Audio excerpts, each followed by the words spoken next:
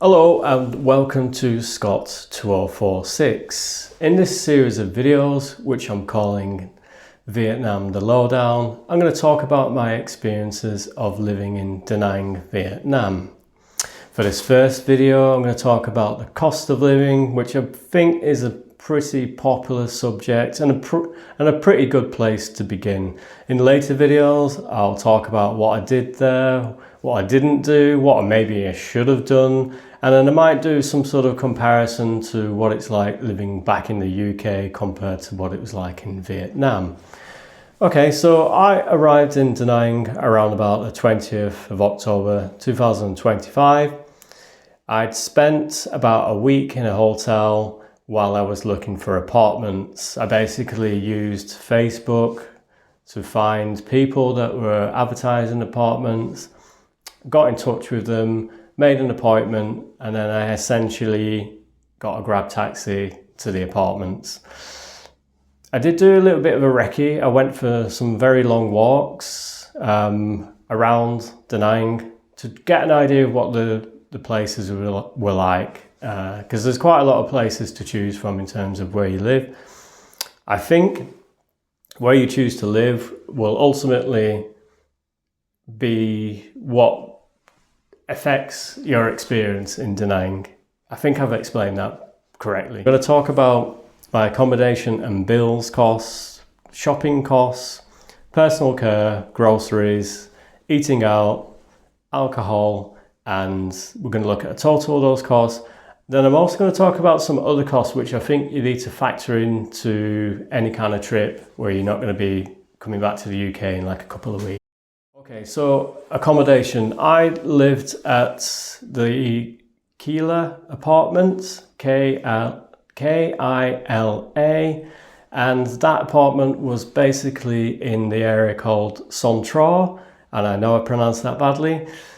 But Son is quite a big area, so just to put that into perspective, it was 10 minutes down from Vincom, as if you were walking towards the beach. So you start from the shopping plaza, you cross the big main road, and then you're walking down towards the beach. And 5 minutes after crossing the road, there is basically like a lot of streets.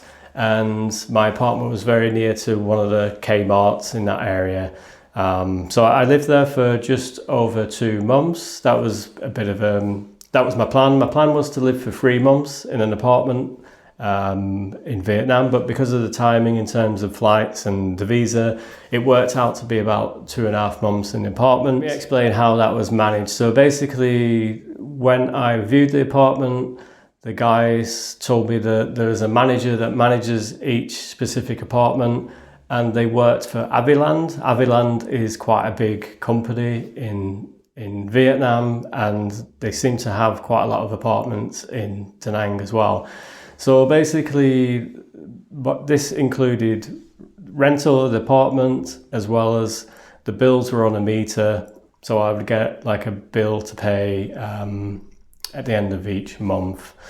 So this was all sort of worked out by the manager, who would come to the apartment and he would work out, he'd check the meter readings. So when I went to pay my rent in December, he would tell me how much I owed for electricity and water from November.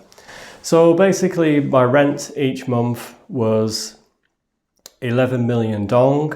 That's about £320 or 430 US dollars. Now, I didn't even bother haggling. I didn't bother like looking at many other apartments. To be honest, I was just happy to have found an apartment that was brand new as well, I need to add. So the apartment had just been built and it had just been like fully furnished with a washing machine, dryer, a small kitchenette with brand new hob, brand new microwave.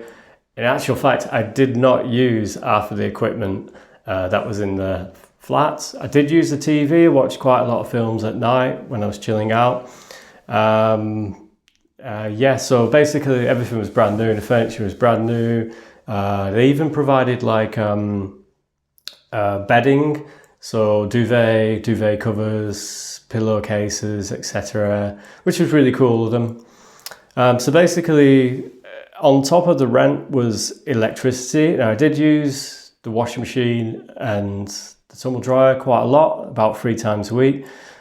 And then I did watch films on the TV at night times, and I did try cooking a few basic meals.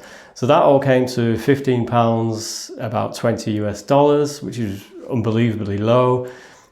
And then I did use a lot of water for cleaning stuff, showering, washing clothes, cleaning pots and pans. And that only came to about 150,000 Vietnamese dong, which is £4, about $5.50. And then the other cost on top of this is whatever country you go to, you're going to need like a local SIM card. That's fairly obvious. The SIM cards with the data was really cheap and it was really good. It cost 160,000 dong per month, which was about £5 or $6. Now the way that worked is I could not pay for that every month myself online. I think I found out when I went to the shop where they do the mobile SIM cards. They basically told me that a lot of Visa cards or MasterCards with their telecom system don't work. So basically what I had to do was every month when I was close to the renewal date, I had to just go to the shop with cash, and the girls put on the credit and just give them the cash. Take your passport so they know who you are. It's relatively simple to do, but it's a bit different to life back in the UK where you're used to managing everything yourself. Back in Vietnam, I think you've got to be a bit more patient and you've got to allow extra time for dealing with things that you just can't do unless you can speak fluent Vietnamese, which I cannot, by the way. So all those little bits added up together came to about £345, $460. It's fairly affordable living out there. I'm pretty sure that you could probably find cheaper apartments, and also you could probably pay more for a better apartment with a gym. So just to add, like my apartment block did not have a swimming pool, it didn't have a gym, very different to what I'd experienced in in Thailand. So the next category is shopping. Now this doesn't include going out and treating yourself to loads of new gadgets or the best clothes that you can buy. This is basically like practical shopping, the shopping things that you need to survive or you need to make your apartment functional for you. So when I lived in Thailand, the apartment that I rented in Hua Hin, that came with all the cleaning equipment that I needed. Like it came with a vacuum cleaner, a brush and pan, a mop, came with loads of detergents for cleaning, brand new cloths. So cleaning products are things like bin bags, cleaning detergents, cleaning cloths, floor brush and spray mop, which I bought to clean the floors. It worked out pretty well. It was more money than I wanted to spend on that type of stuff. So that basically costs £25, about $34. And then there was no like kitchen towels for drying stuff, and there was no bathroom towels for drying yourself. So I've included those costs in here, which are £5 for kitchen towels, about $6, £15 for bathroom towels. I think I bought 2. So that was about $20. So I tried to get like the cheapest things I could get from Winmart or Mr. DIY. The other thing I needed some small electrical items, which are things like USB chargers for your phones, an adapter for my Apple laptop charging cable, and then I did buy some very basic camera equipment like a selfie stick from Cellphone S. I do recommend Cellphone S. It's a really good shop if you just need some small IT equipment. Actually, I did buy a brand new Mac, which I'm going to talk about in another video.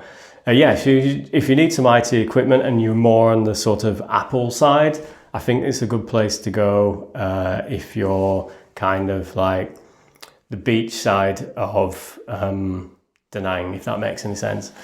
Yeah, so some small camera equipment. So that all came to about £60, about 80 US dollars. The next one is personal care. So this is just the essentials that you need to keep basic hygiene for your bathroom and then for yourself. So this includes, yeah, it's dead exciting, toilet roll, laundry detergents. So that worked out about £5, 6 US dollars. And then what I call body care, which is like basic hygiene for yourself. For a man, it's dead simple. Shaving kit, dental care, toothbrush, toothpaste, deodorants, shower gel, shampoo. Now, the deodorants are a bit of a tricky one because they can be a bit pricey depending on what brand you get, and you do have to shop around a little bit. I think I experimented with a few local ones, and then you've also got things like Lynx. I did find that cosmetics seemed a bit pricey, you know, like things like Nivea, all that kind of stuff.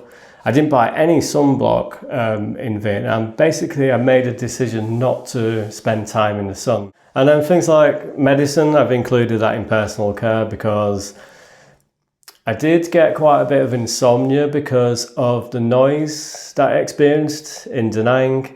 And I was basically living near to a couple of karaoke bars, and there just seemed to be like music, even if the music wasn't that loud and it was the bass that you could hear, that seemed to affect my sleeping. I really just couldn't relax. So I tended to find that I woke up with a headache quite a lot. The other caveat was if the music was on quite often, occasionally I would have like a couple of beers just to help me relax, and then I'd have a couple more. And you know, it's the same old story, isn't it? Once you start, you just get carried away. So sometimes I would wake up with an hangover just to try and like chill out and forget about this karaoke noise, which was just really unbearable. So if you're looking to live in Da Nang, that's my biggest warning for you right now is noise and karaoke bars. Good luck finding an apartment where there isn't any. If you do find one, please let me know because I probably want to go and stay there in about 5 years' time. And roughly altogether, I think I spent about £18 in November on that sort of thing, about 22 US dollars. Groceries, food shopping. I'll admit that basically in November, I spent too much money on groceries from the supermarket. I worked out that after November, I would eat out more in December and try and balance out how much I spent on groceries versus how much I spent eating out, because eating out is quite affordable in Da Nang and you get to experience different types of food, and it was great. But during November, I sort of spent probably too much money. I probably ate more inside than I did eating out. So that's something you might want to learn from me as my personal experience, something that I would do differently. I found these Vietnamese rice meals in the freezer and they were all right. And basically all I did was defrost them and like stir fry them in the pan. That's about as much cooking as I got into. The other thing I did was I made a lot of baguettes. You could buy a full baguette from the supermarket for relatively not much money. And then I did things like I bought salads and I bought cooked meat like ham. Mainly, I did try some Vietnamese cooked meats, but I started to buy this Swiss one that I discovered. That was like my preferred thing to put on sandwiches. And then also like cheese. Like I always miss cheddar cheese when I'm not in the UK. I did find some cheese from Australia, which was pretty cool. It was a cheddar. And then I also found some cheese from Switzerland that was pretty nice. But they were super expensive. They were almost like £5 or 6 US dollars for like a small block. So I try to only do that like every 2 weeks. Yeah, so the nearest convenience store to me was the Kmart, which was just on the corner. I think it's got like a blue and red logo. Now that didn't really sell much food per se that I found useful really, and a lot of it was super expensive. The only thing that you could get away with, I think, on a budget was like they had pot noodles. Excuse me. In fact, all the supermarkets had really good pot noodles. In December, I did start to buy pot noodles. I kind of came round to the idea of them, and I really loved them. I've got some pictures. I might put them on this video as well, of the pot noodles that I bought. Other than the Kmart, which was the nearest convenience store, there was a smaller Winmart about 10 minutes walk away, or maybe like 8 minutes. But the only problem with that one was the stock was a bit hit and miss. And also when you walk down the road to this Winmart, the road was always busy. It was always full of scooters and taxis. It was a nightmare to sort of walk down, and I got a bit fed up with that. I'd only go there to get beers. Maybe we'll talk about that in the next bit. The other thing I've included in this category for groceries is water, because I found that I was buying a lot more bottles of water in Vietnam than I did in Thailand. In Thailand, the condominium that I lived in, it basically had a reverse osmosis machine downstairs in the lobby. So for my cooking, I'd just fill up big bottles of water from the machine, which was dirt cheap, but the water wasn't dirty, which is a thing that I should mention. But the price of the water was very affordable. I even drank some of that occasionally, but it didn't taste as nice as bottled water. So I'd buy bottled water and soda from the 7-Eleven, which was next door. I think I found that water was cheaper in Thailand than it was in Vietnam, which is a bit strange. But that's just my experience, my personal experience. Okay. One more thing to mention. I did go to buy groceries from the little full markets. I think the green and yellow signage, they're great. I love the full markets. They don't have like proper meals. It's mainly like snacks, I suppose, and like cheese and salads and hams and cooked meat. And also the Moon Milk. I was about 20 minutes walk away from a Moon Milk near where I lived. And I did start to go there to get some specific things that I couldn't quite get from the other supermarket. So that's worth checking out. Check out if you've got a Moon Milk nearby. Their bakery is fantastic. You can get things like croissants, freshly baked, very cheap, baguettes, all kinds of sort of bready things. Absolutely lovely. So at the Vinmart in the Vincom shopping centre, I spent about £95, which is 127 US dollars. That is quite a lot of money. As I said, I did balance it out a bit more in December. And then from a full market, I spent about £15, 20 US dollars. I think that's because they're slightly more expensive. And then the Kmart is super expensive. And I think the only thing I bought from them was like mango and pot noodles. And obviously I bought water from any of those places. So yeah, £25, 35 US dollars for water. So groceries came to £145, about 195 US dollars. Now that's quite a lot of money. Well, I could double that in the UK. If I wanted to cook in the UK, I could probably spend about double that. If I wanted to budget in the UK, I could get close to that, I think. Okay, so eating out. As I mentioned, in December, I ate out more. I had more food delivered by Grab, and that did balance things out. But in November, it's going to be pretty low. So basically, I discovered that you could get banh mi from the Vincom. The Vincom Plaza inside the Winmart. So basically, I went there to have lunch every other day. So that came to about £10, 13 US dollars. The other thing I discovered was Jollibee. I'd never been to Jollibee before, and I found that they had like this little chicken burger with French fries and a drink. And that was super cheap. I think it came to about £2, something really affordable like that. So I went there quite a lot in November. I spent about £5, $6. And then I did start to go to some local Vietnamese restaurants as well to get food from them. I spent about £15, $20 there. Now I must admit that in November I didn't get much Vietnamese food other than banh mi and spring rolls. I got my spring rolls. I went to eat in Roly-Poly when I stayed in the hotel. I highly recommend Roly-Poly. You can get it delivered by Grab. So while I was living in the apartment, I think I did get Grab delivered from Roly-Poly. When I went to local Vietnamese restaurants near where I lived, I'll be honest with you, I mainly bought burgers during November. I quite like how the Vietnamese make their burgers, and they make them by hand.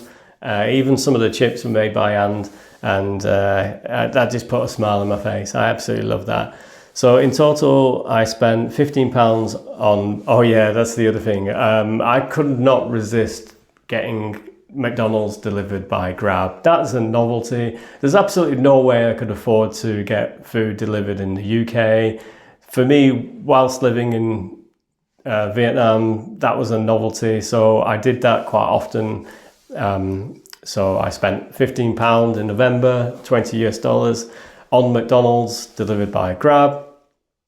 Once I actually could not sleep because of the karaoke bar, so I woke up about 2 a.m. or 1:30 I woke up, and because of this karaoke music I thought there's absolutely no way I'm getting back to sleep. So basically I just ordered a Big Mac and fries, and I got it delivered. Because there was not much traffic on the road, it arrived in like about 30 minutes. So I had a Big Mac at 2 a.m. in the morning. The good old times. As I mentioned, the other Grab food that I got delivered was mainly from Roly-Poly, and also there was a kebab shop in the centre, in the tourist area, which kebab something, and I will find out what that's called. That was another great place where I got Grab delivered. So I spent about £55, $72, and that sort of shifted slightly in December.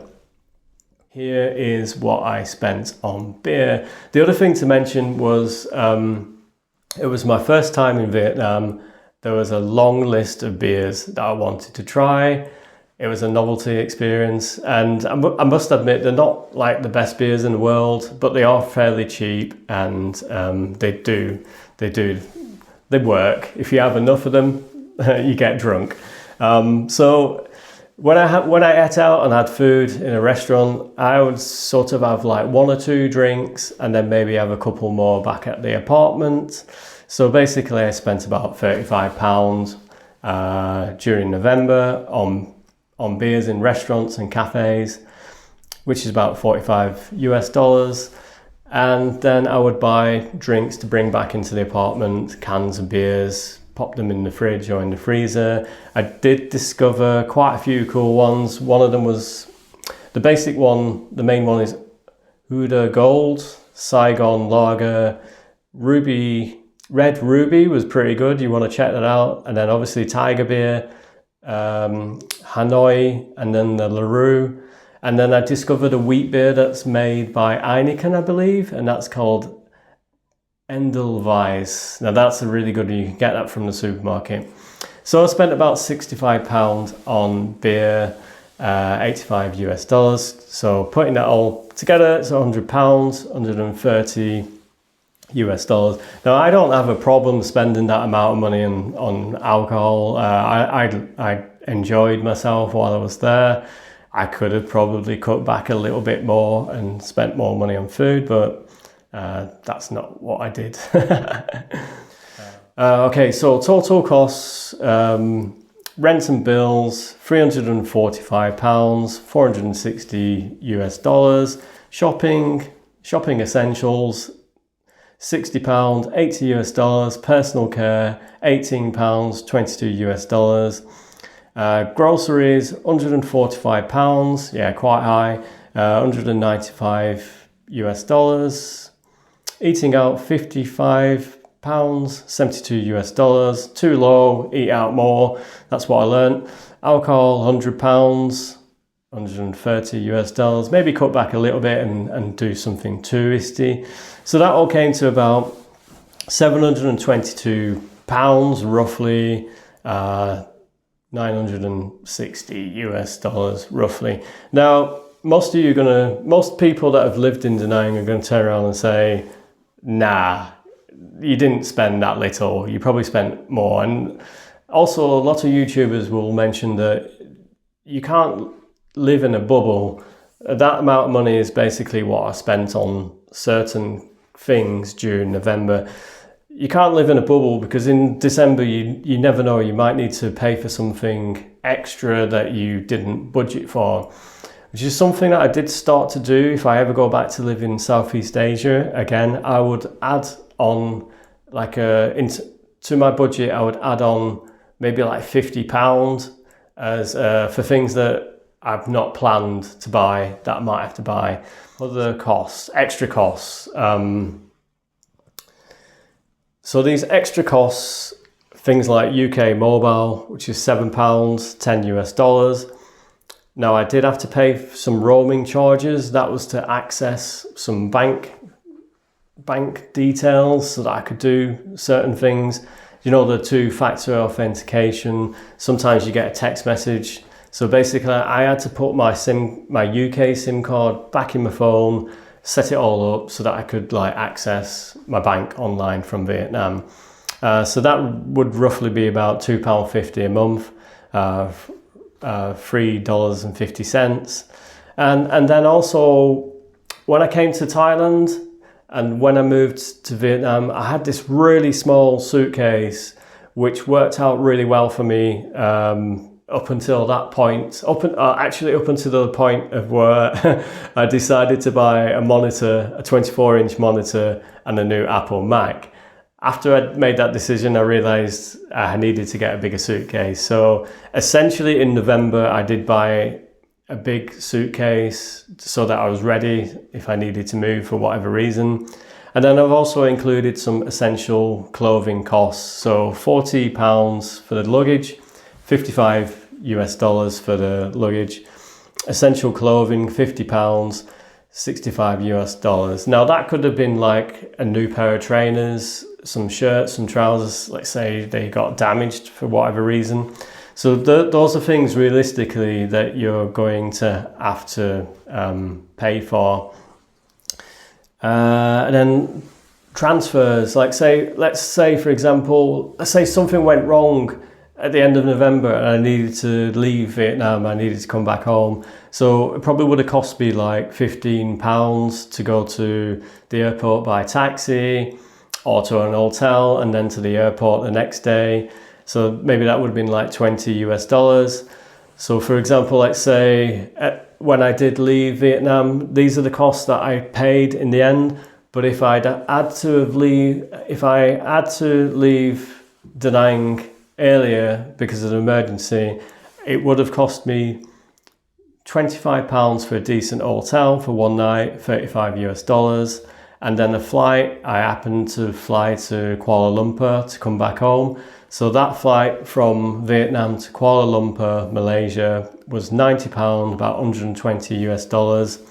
And then if you want to factor in, basically, I ended up staying in a hotel in KL airport to save messing around going from the airport to the centre of Malaysia and then coming back the next day. So basically I just forked out £85, 115 US dollars to stay in a hotel.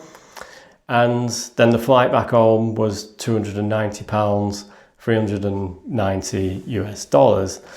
And then also on top of that, if I'd have decided to stay longer in Asia, I would have had to renew my insurance, which was about £200, 270 US dollars. I know that there's probably like different types of insurance you can get whilst you're away, but this is just a ballpark figure.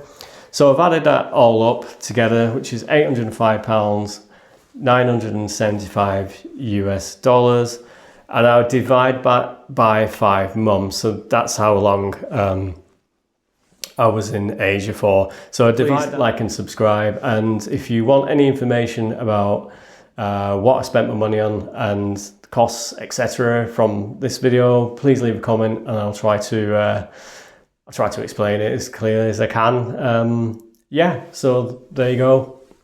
Thanks for watching. Bye-bye.